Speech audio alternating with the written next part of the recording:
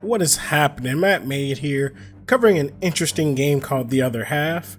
The Other Half is a top-down adventure game being developed by Studio Eggroll. It is currently in development and slated for release on November 2nd, 2018. The game starts off with a researcher named Daniel sending you a letter. His mountain town has been overrun with demons, and he has asked you, a demon hunter, to rid the mountain of the infestation.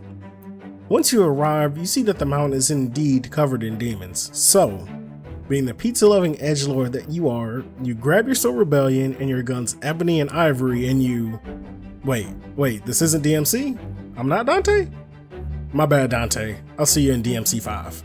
Anyway, after you arrive at the mountain and start razing everything to the ground with your magical fire, you discover a doctor who's outside of town looking for medicine to treat people.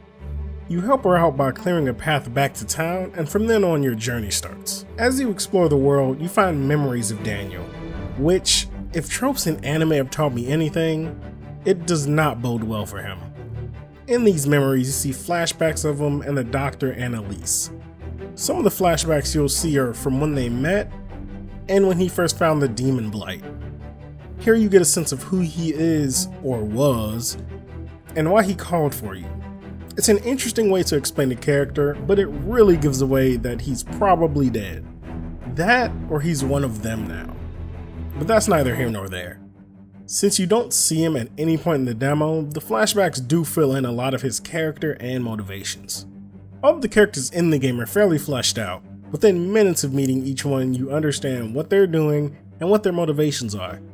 The primary two characters that you interact with are Carlton, a researcher and Daniel's mentor, and Annalise, Daniel's friend and possible love interest. Aside from being interesting characters, they can give you equipment and items. Carlton will sell you helms, boots, leggings, and sashes, which all have their own defense, attack, and different attributes.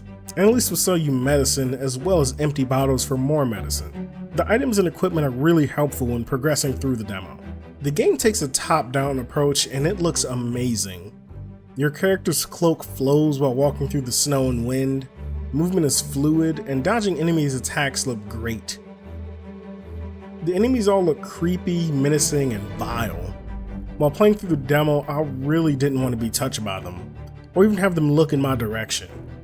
The use of 2D characters on 3D backgrounds is an interesting choice and really works for this game.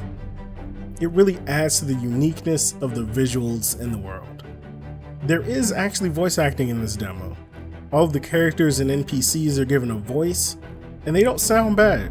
You probably haven't met Barnes yet. He's really friendly. Actually, he helped me build this clinic when I first came here. Annalise sounds comforting and calming. Carlton sounds a bit arrogant, and Daniel seems inquisitive and curious. For a guy who's probably dead. Even the regular townsfolk sound great. They all sound both relieved that you're there and scared of what might happen to them. This really helps shape the world and is definitely something I would like to see in the full game, even with those same voice actors or whoever the dev got to be the characters.